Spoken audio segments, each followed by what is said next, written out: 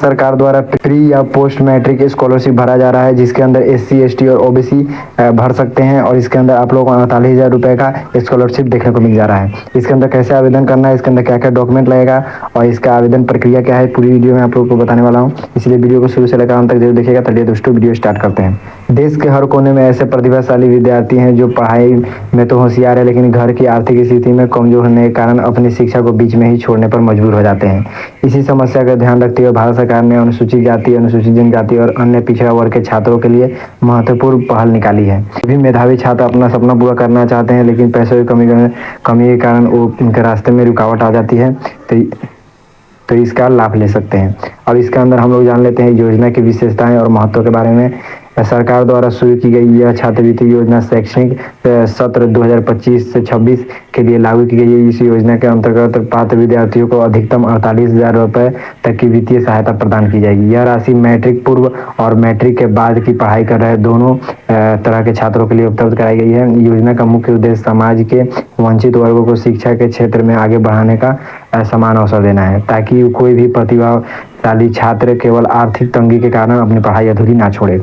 योजना की सबसे बड़ी खासियत यह है कि यह सरकारी और निजी दोनों प्रकार के शैक्षिक संस्थानों में अध्ययनरत छात्रों के लिए उपलब्ध है, चाहे आप किसी सरकारी स्कूल में पढ़ रहे हो या फिर किसी प्राइवेट कॉलेज में।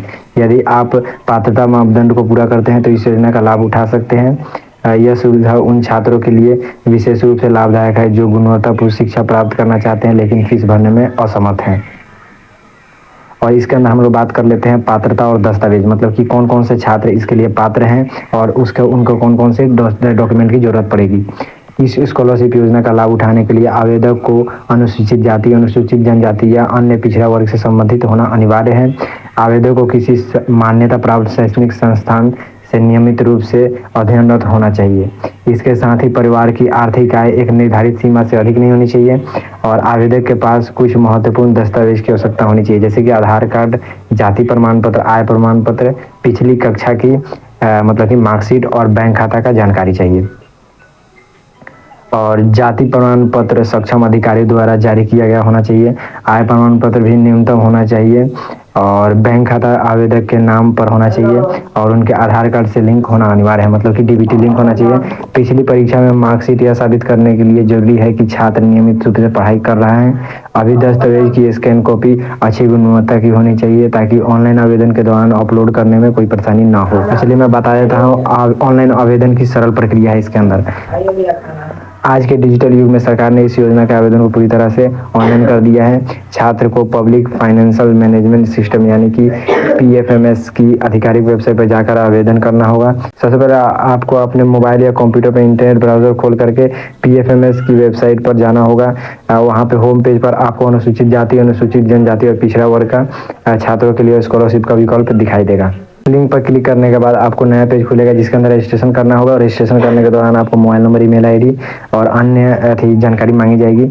और रजिस्ट्रेशन पूरा होने के बाद आप लोग को यूज़र ID और पासवर्ड मिलेगा जिससे आप पोर्टल पर लॉगिन कर सकते हैं। लॉगिन करने के बाद आप लोगों को आवेदन फॉर्म को व्यक्तिगत जानकारी और शैक्षिक विवरण और परिवार की आय और विवरण, बैंक खाता का जानकारी ध्यानपूर्वक भरना होगा और उसके किसी प्रकार की गलती से आप आवेदन रद्द हो सकता है, इसीलिए सभी जानकारी को दोबारा जाँच कर लेना होगा।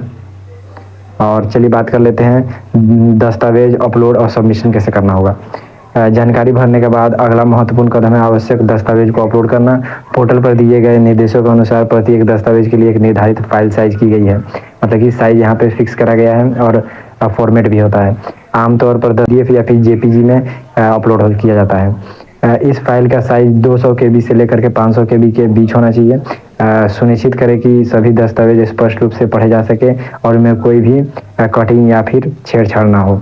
दस्तावेज अपलोड करते समय धैर्य रखें और अच्छे इंटरनेट कनेक्शन का उपयोग करें ताकि बीच में कोई तकनीकी समस्या ना आए। सभी जानकारी भरने के बाद दस्तावेज अपलोड करने के बाद एक बार पूरी तरह से समीक्षा जरूर कर लें। यदि सब कुछ सही है तो फाइनल सबमिट पर क्लिक कर दें। सबमिट करने के बाद आपको एक एप्लीकेशन नंबर या फिर रेफरेंस नंबर मिलेगा जिसे संभाल कर रखना बहुत ज़रूरी है। इस नंबर की मदद से आप भविष्य में अपने आवेदन की स्थिति जाँच कर सकते हैं और उसके आवेदन की प्रिंट आउट निकाल कर अपने पास रख लें और इसका भविष्य में काम आ सकता है। मैं आप लोगों को बता देता हूँ डायरेक्ट बैंक ट्रांसफ़र, मतलब कि आप लोग को DBT के माध्यम से पैसे आपके खाते में आ जाएंगे। इस योजना का एक महत्वपूर्ण विशेषता यह है कि पारदर्शी और सीधी भुगतान प्रणाली है। सरकार ने डीबीटी को अपनाया है, जो कि स्कॉलरशिप से राशि सीधे छात्र के बैंक खाते में भेजी जाती है। इस प्रक्रिया में किसी बिचौलिए की कोई भूमिका नहीं है, जिससे भ्रष्टाचार की संभावना समाप्त हो जाती है। जैसे ही आवेदन फॉर्म स्वीकृत होता है, पीएफएमएस सिस्टम के माध्यम से राशि आपके बैंक खाते में ट्रांसफर करी जाती है और आपके रजिस्टर्ड मोबाइल नंबर पर एक मतलब कि मैसेज भी प्राप्त होता है। और इस मैसेज में आपका बैंक खाते का अंतिम 4 अंक जमा की गई राशि का स्पष्ट उल्लेख होता है। छात्र पीएफएमएस पोर्टल पर अपने यूजर आईडी और लॉगिन करके पेमेंट स्टेटस भी देख सकते हैं। यह सुविधा छात्रों को अपने आवेदन प्रगति के बारे में लगातार अपडेट करती रहती है, मतलब कि आपका कब तक, मतलब अभी तक आपका स्टेटस कहाँ तक पहुँचा है वो यहाँ पे देख पा सकते हैं आप। और इसके बारे में हम लोग जान लेते हैं योजना का सामाजिक प्रभाव क्या पड़ेगा। यह स्कॉलरशिप योजना केवल आर्थिक सहायता तक सीमित नहीं है, बल्कि यह समाज में समानता और न्याय स्थापित करने की दिशा में एक महत्वपूर्ण कदम है। जब एक वंचित परिवार का बच्चा उच्च शिक्षा प्राप्त करता है तो वह न केवल अपना बल्कि पूरे परिवार समुदाय का भविष्य बदल देता है। शिक्षित युवा बेहतर रोजगार के अवसर प्राप्त करते हैं और अपने परिवार की आर्थिक स्थिति सुधारने में सक्षम होते हैं। इससे गरीबी का चक्र टूटता है और समाज में सकारात्मक परिवर्तन आता है। इस योजना से विशेष रूप से ग्रामीण क्षेत्रों और छोटे शहरों के छात्रों को फायदा होगा, जहां शिक्षा की सुविधा सीमित है और आर्थिक संसाधनों की कमी एक बड़ी चुनौती है। जब ऐसे क्षेत्रों में प्रतिभाशाली छात्र आगे बढ़ने का मौका मिलता है तो अपने क्षेत्र में विकास में भी योगदान देते हैं और शिक्षित युवा समाज में जागरूकता फैलाते हैं और दूसरे के लिए भी प्रेरणा स्रोत बनते हैं। यह योजना लैंगिक समानता को भी बढ़ावा देती है, क्योंकि इसमें बालिकाओं को भी समानता का प्रदान किया जाता है।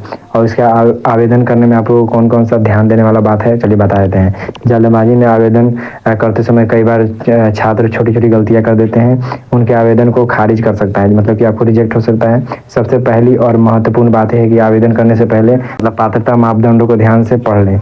कई छात्र बिना पात्रता जांच आवेदन कर देते हैं, इसके बाद निराश होते हैं। दूसरी महत्वपूर्ण बात यह है कि जानकारी बिल्कुल सही भरें, क्योंकि किसी भी वंशगति के कारण आवेदन रद्द हो सकता है। बैंक खाते विवरण देते समय विशेष सावधानी बरतें, क्योंकि गलत खाता नंबर या IFSC कोड डालने से राशि ट्रांसफर नहीं हो पाएगी। आधार कार्ड का बैंक खाता से लिंक होना अनिवार्य है, यदि लिंक नहीं होता है तो पहले करवा लें। दस्तावेजों की गुणवत्ता पर भी ध्यान दें, धुंधली या अस्पष्ट कॉपी अपलोड ना करें।